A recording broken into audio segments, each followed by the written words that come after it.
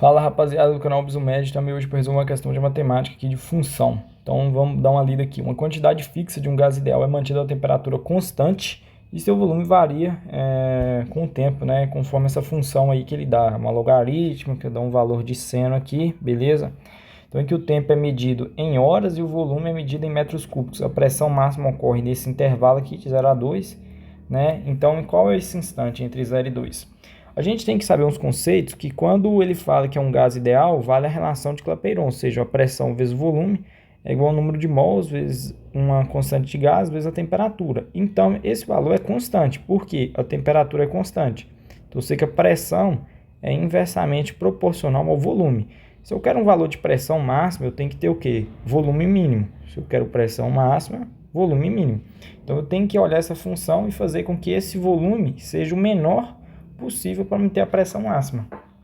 E como que eu faço para ter esse volume mínimo? É fazendo esse logaritmo, né, esse valor de logaritmo aqui ser o mínimo. Mas como que eu faço para esse logaritmo ser mínimo? É fazendo esse logaritmando o seu mínimo possível. Para ele ser o mínimo, o que vai variar aqui é o seno, tá?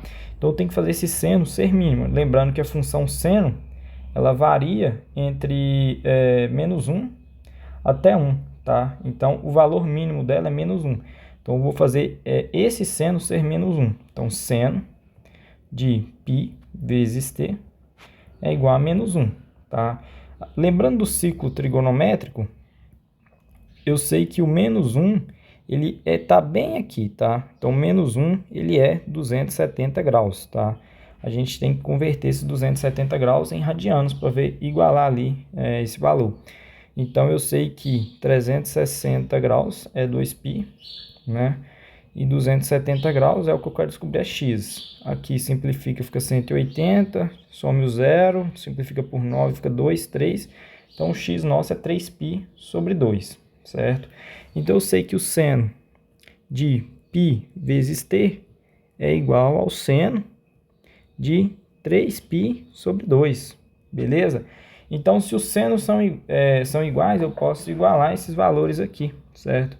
Então, eu sei que π vezes tempo é igual a 3π sobre 2. O π some, então o tempo dá 3 dividido por 2, dá 1,5, certo?